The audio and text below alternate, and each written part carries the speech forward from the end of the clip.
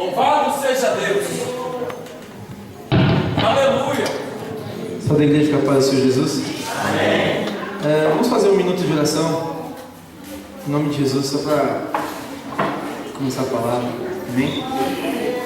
Oramos. Senhor, o único e poderoso e santo Deus.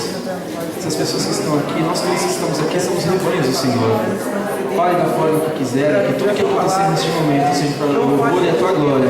Que as pessoas possam reconhecer e entender, Pai, que a voz do Senhor é a voz que nós precisamos ouvir. Obrigado, Jesus. Esteja em controle das lições de culto. Em nome de Jesus, amém. No capítulo 14, versículo 6 de João, nós vamos ler agora. 14, 6 de João, no Evangelho de João. É um dos livros e um dos textos da Bíblia que eu mais leio. Esse é o recorde de todos que eu leio.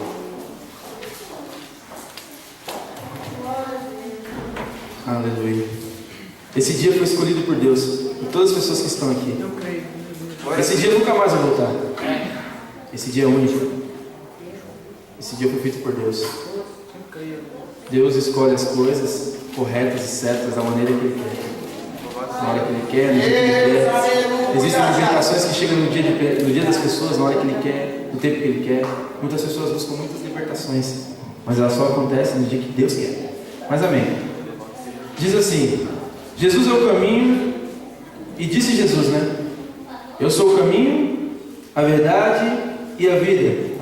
E ninguém vem ao Pai a não ser por mim. Amém. Esse texto diz que Jesus é o caminho, a verdade e a vida. Um discípulo de Jesus perguntou qual era o caminho. Jesus respondeu com mais duas palavras. Ele disse: eu sou a vida e eu sou a verdade. Em relação a falar sobre caminho, é como se nós estivéssemos caminhando para o nosso trabalho. Existe um determinado caminho que nós tomamos para chegar no nosso trabalho. Faz de conta que é lá na Giovanni Gronk, número tal, endereço tal, você sabe o caminho. Aí você tem que chegar até ele. Aí você pega o endereço e chega até esse caminho. O que Jesus quis dizer é que ele é o endereço para chegar a Deus. Foi isso que ele quis dizer. Eu sou o endereço que leva todos nós a Deus. E quando ele diz a sua verdade, é que ele diz: não existe outro caminho, só existe esse caminho que é o verdadeiro caminho que eu estou mostrando para vocês. Jesus Cristo, quando ele fala na Bíblia, eu presto atenção em tudo que a Bíblia tem, mas quando Jesus fala alguma coisa, eu redobro a minha atenção, porque as palavras dele são muito sábias, não são qualquer tipo de palavras, porque Jesus falava com sabedoria imensa e tremenda. Jesus falou naquele tempo, há 2014 anos atrás, parecia que ele estava na minha frente falando comigo agora. É sério. Mas então, ele disse: eu sou a verdade e sou a vida. Por que a vida? Porque a vida, ela não basta só viver, tem que saber viver. Não basta só viver, tem que saber viver. Mas como aprender a viver? E aonde aprender a viver? Eu falo isso porque eu sei o que é viver em um lugar onde você não sabe viver. O que é num lugar onde você não sabe onde está direito. O que é olhar para várias direções e muitas pessoas vão se sentir solitário. É sério? Porque dentro de nós, em nossos corações, nós sentimos diversas coisas. Vários tipos de pensamentos e sentimentos. Uma vez Jesus disse que nós somos o templo sagrado, né? A Bíblia Sagrada declara que nós somos o templo de Deus. Se formos pensar num modo com muita sabedoria, todo o templo tem portas, janelas, tem tudo isso. Nós somos o templo de Deus, correto? Então, já que nós somos o templo de Deus, existem portas em nós. Muitas pessoas batem nessas portas. Toque, toque, toque, eu posso entrar? Existem pessoas más que batem, existem pessoas boas. Só que, será que nós deixamos entrar dentro do nosso templo? Ou o que entra dentro do nosso templo? Será que são coisas que vão nos ajudar? Ou vai piorar a nossa situação? Já que nós somos o templo de Deus, nós temos que começar a pensar o que nós estamos filtrando para dentro dessa casa. Se essa casa está toda bagunçada, ou se ela está limpa, ou se ela está cheia de bagunça, ou se ela está cheia de coisas, sabe, que não necessita estar lá dentro. Uma vez eu aprendi que eu posso pegar uma lixeira e jogar tudo que não tem utilidade dentro de mim e fora. Para que aquelas coisas não saiam de dentro de mim e machuquem outras pessoas. Porque Jesus disse que a boca fala o que está cheio o coração. Quando ele fala sobre encher, é porque foi cheio. Pega um copo e começa a encher, vai encher. Cheio o coração. Então quer dizer que a gente filtrou coisas nesse tempo, e aquilo que a gente filtrou, a gente vai falar uma hora, mais cedo ou mais tarde, você querendo ou não. O que está guardado dentro do nosso coração a gente fala, seja coisa boa, seja coisa ruim. As pessoas que estão cheias de alegria dentro do coração, elas falam coisas alegres o tempo inteiro. Mas as pessoas que estão cheias de mágoa, rancor, ódio, essas coisas ruins, infelizmente, elas tratam as pessoas mal. Em Provérbios 4 está escrito assim: tome cuidado no que você pensa, porque os seus pensamentos vão dirigir a sua vida. Mas como assim? Os nossos pensamentos tornam naquilo que a gente faz no dia a dia. É sério. O que a gente fala, como a gente ouve, como a gente anda. A Bíblia Sagrada tem todos os requisitos para uma pessoa viver bem. Eu estava meditando no livro de Provérbios, vendo Salomão falando, homem muito sábio. Ele falou diversas coisas que eu tinha que melhorar em minha vida. Porque quando eu olhei para a Bíblia, parecia que eu estava olhando para um espelho, eu tinha que me arrumar meu cabelo quando estava muito para cá, muito para lá. Era a minha vida. Eu falei, puxa vida, tem coisas na minha vida que eu tenho que melhorar. Tá vendo? Tem uma sujeira aqui, ó, que eu tenho que limpar. Tem um passo que eu estou dando maior do que eu posso dar.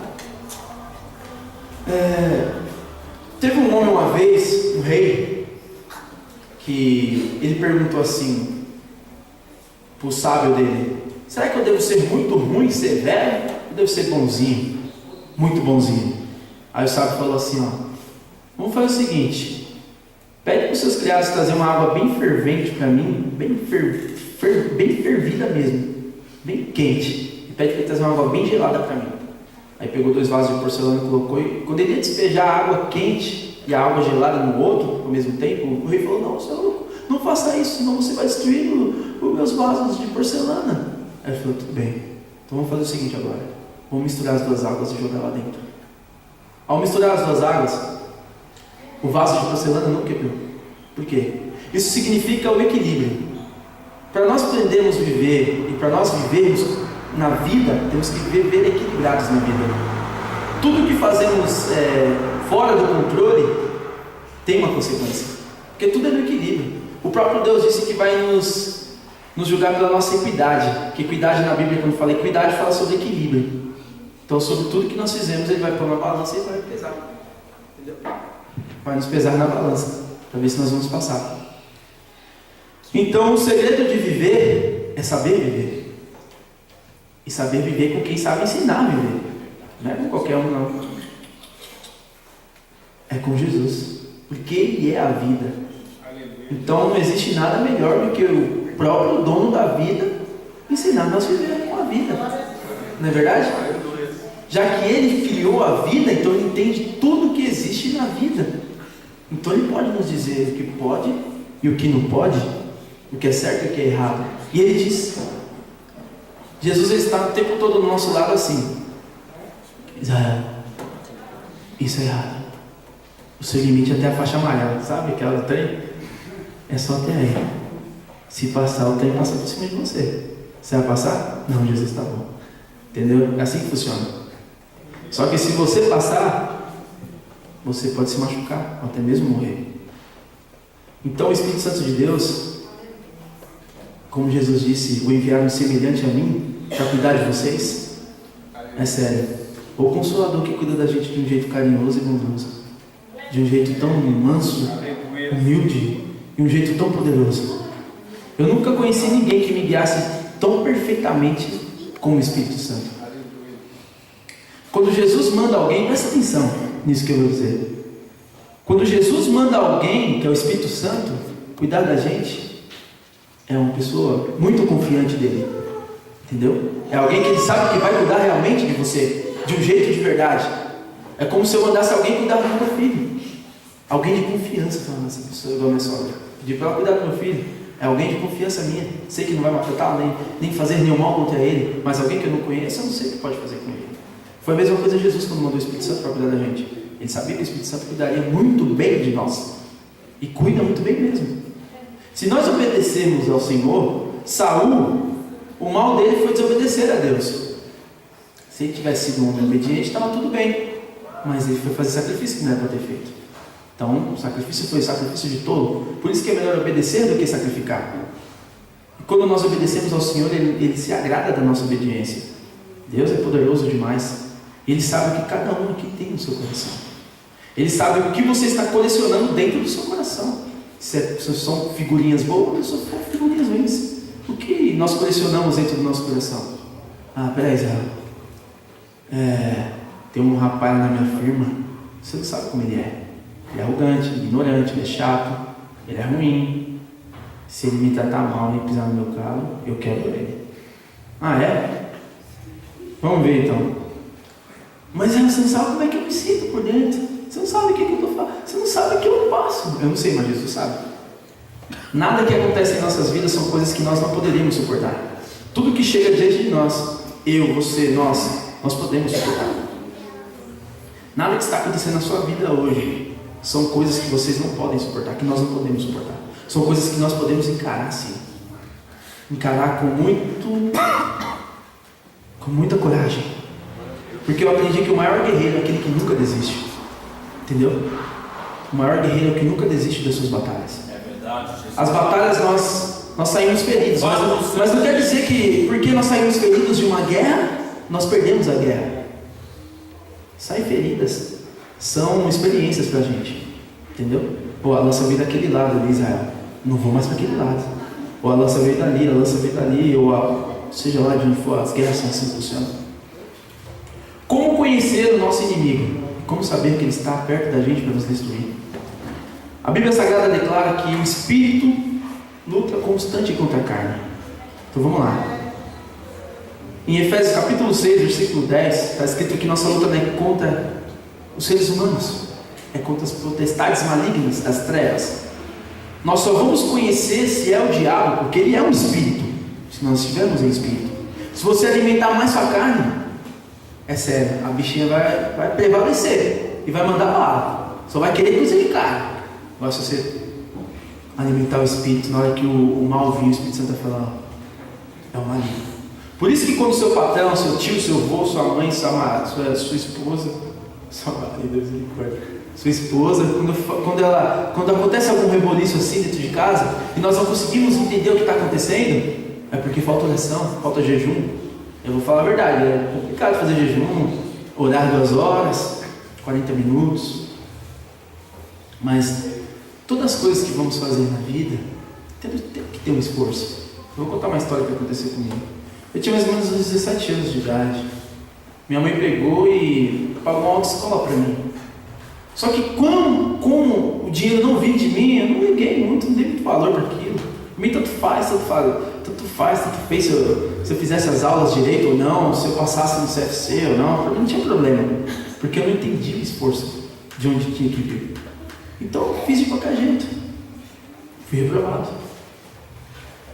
Mas quando eu comecei a trabalhar e ver que o dinheiro era uma coisa que eu acordava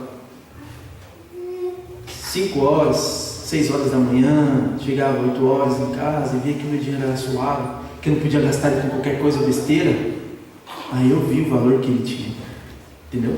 Você só vai valorizar uma coisa se você ver qual é o valor que ela tem. A Bíblia diz que o céu é tomado pelo esforço, e os que se esforçam se apoderam dele. É pelo esforço. Não foi o que Deus falou para Josué? Esforça-se, tenha bom ânimo. Então, temos que se esforçar. Não é de qualquer jeito, não é de qualquer maneira, não. Vou orar hoje, irmão. Hoje por que não? Você fica quantos dias sem conversar com a sua mulher? Aleluia! Quantos dias você fica sem conversar com seus filhos?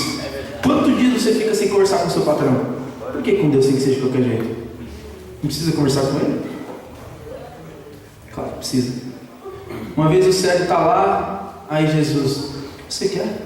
Jesus sabia, Jesus é onisciente. Jesus, você queria ouvir a voz dele. Ele falou assim: ó, eu quero ver. Então seja feito conforme a tua fé.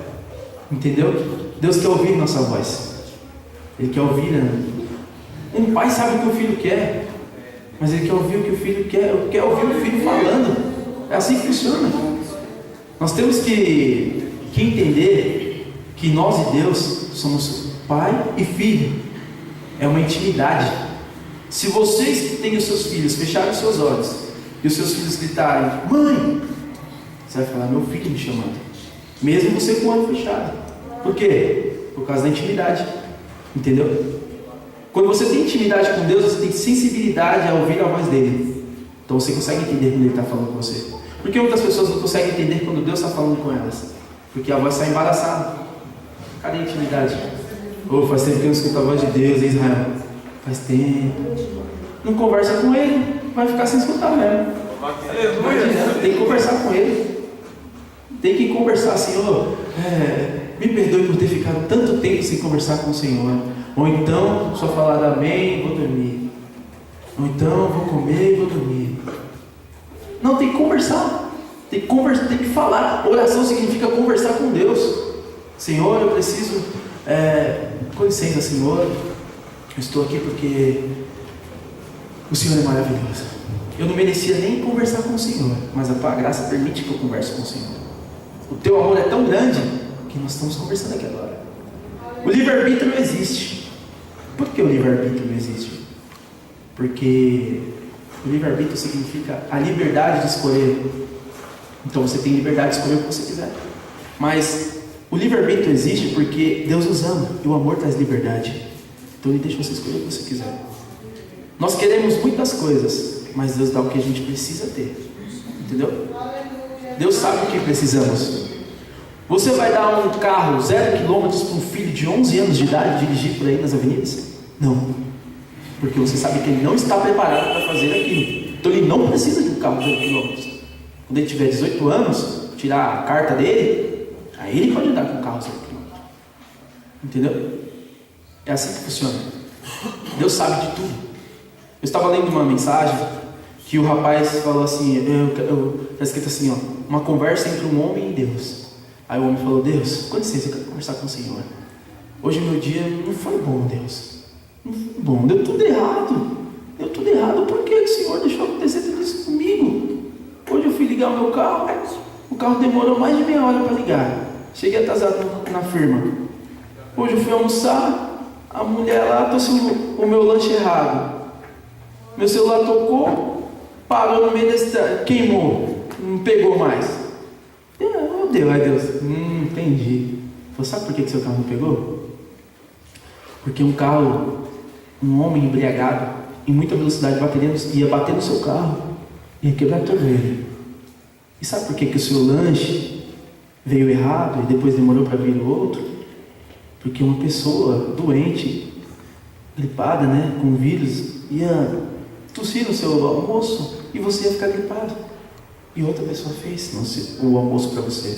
Sabe por que seu celular não funcionou? Porque a pessoa ia conversar com você e ia te deixar chateado. Por isso que ele não funcionou. Fui eu que fiz tudo isso. Falou, Deus, é assim que o Senhor faz? Meu filho. Deus faz muitas coisas em nossas vidas que nós não entendemos por quê. Mas nos livrando de muitas coisas. Porque o jeito que Deus trabalha é um jeito interessante. É sério. Porque Ele está lá de cima e consegue ver todos nós. E nos conhece desde quando nós estávamos sendo gerados dentro do ventre de nossa mãe. É interessante. Porque Ele sabe o que você quer comer antes mesmo de você comer. Ele sabe o que você precisa antes mesmo de você abrir a boca. Ele sabe de tudo. Só que Ele quer ter intimidade com a gente. Deixa Ele ser seu caminho. Deixa Ele ser a nossa vida. Deixa Ele ser a nossa verdade. Quando Deus segura em nossas mãos e guia os nossos caminhos, nós andamos nos melhores caminhos. Nós andamos nas melhores verdades. Nós vivemos os melhores momentos da vida. Porque estamos sendo direcionados por um Rei, pelo um Senhor, pelo um Deus poderoso, que pode todas as coisas. Ele pode tudo. Ele fala, agindo Deus, quem me impedirá? Quem pode impedir o agir de Deus na nossa vida? Nós temos que aprender a confiar em Deus.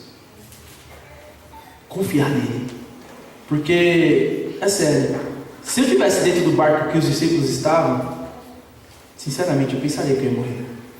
Porque eu sei que o mar é muito grande. E no meio de uma tempestade não tem como você pegar fôlego para ficar nadando.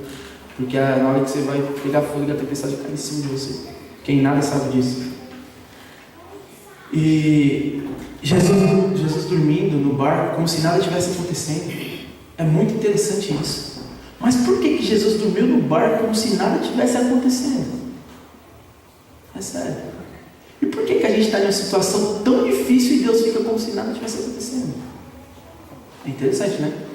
Sabe por quê? Porque Ele sabe como resolver. Ele sabe como parar a tempestade. É verdade. Aleluia. Ele sabe como acabar com aquele problema assim. E a gente fica quebrando a cabeça, batendo a cabeça na parede, querendo agir do nosso jeito. Todas as vezes que nós formos tentar agir com as nossas forças, falharemos. Você vai quebrar tudo dentro de casa, depois vai estar ajoelhado e Deus pedindo tudo de volta. Meu Deus, o que eu fiz? Me agir com as minhas forças, deu tudo errado.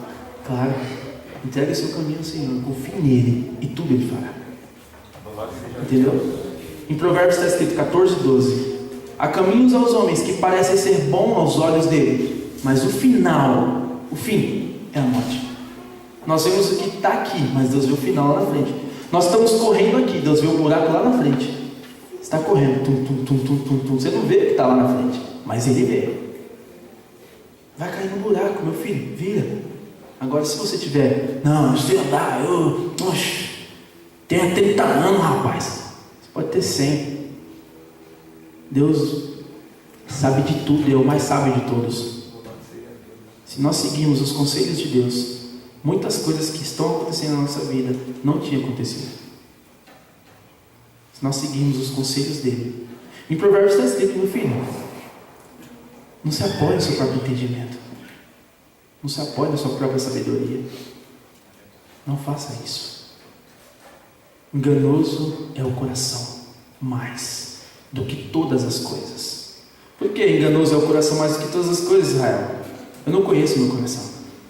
Eu não me conheço. Quem me conhece é Deus. É sério.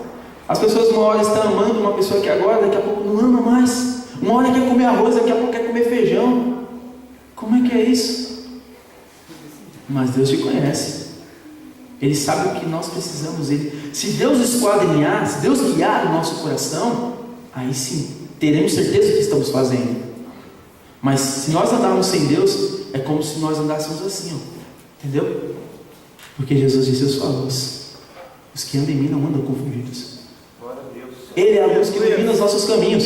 Sem Jesus, por incrível que pareça, pode estar a maior luz do mundo, vai parecer como se estivesse tudo escuro.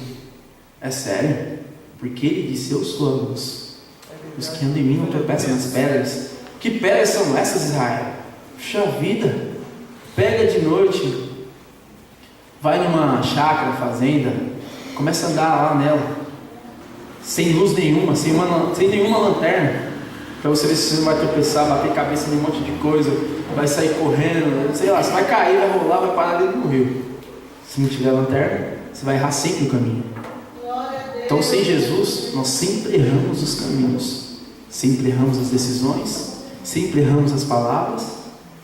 E o que está cheio do coração, disso você vai falar. Se o seu coração estiver cheio de Deus, as suas palavras serão palavras de Deus. E saiba disso, as palavras têm força, as palavras têm poder. Uma palavra falada, ela não volta mais atrás. Então por isso que temos que tomar cuidado no que falamos, com quem falamos, como falamos, no que pensamos. Até o nosso pensamento desagrada a Deus. Sonhar, existem pessoas que falam, nós pecamos até em sonhos, velho. Não concordo. Ninguém peca em sonho. Se você alimentar um sonho ruim que você teve, aí você pecou. Entendeu? Você não deve alimentar o mal em você. Tudo que nós alimentarmos dentro de nós, isso vai crescer na gente. Tem um ódio. Se você alimentar aquele ódio, ele vai crescer, e ele vai te dominar. Não alimente coisas ruins, alimente coisas boas. Alimente o amor.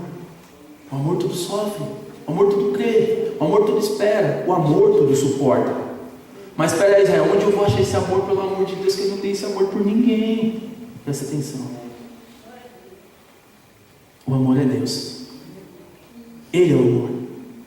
Então, quando estamos com Deus, nós fazemos coisas incríveis, agimos de um jeito incrível. que ninguém olhando assim para a gente fala, caramba, meu Deus, como esse rapaz age desse jeito no meio de tanta tribulação nessa empresa, no meio de tanta tribulação dentro da casa dele, ele fica como se nada tivesse acontecendo. Sabe por quê? Porque Jesus, no meio das tribulações do mar lá, estava como se nada tivesse acontecendo. É sério. Porque ele sabia que aquilo ia passar. Nenhum sofrimento dura para sempre. E quem disse que chorar mata alguém? Chorar não mata ninguém. Às vezes não choramos. Eu aprendi que o pior choro que existe é o choro por dentro. É aquele choro que a gente sente por dentro da nossa alma. Sabe? Eu costumo dizer que o cardiologista sempre tenta curar o coração do ser humano, mas ele nunca vai conseguir achar o antídoto correto para a dor que tem na alma das pessoas. Jesus disse: eu vim para curar os que estão doentes. Então a doença que Jesus veio curar foi a doença da alma, a doença do espírito, onde o médico, analisando, não consegue achar a cura. Que Deus possa abençoar a todos nós, em nome de Jesus, amém? Muito obrigado, Jesus, por essa oportunidade. Glória a Deus. Amém. Deus, aleluia.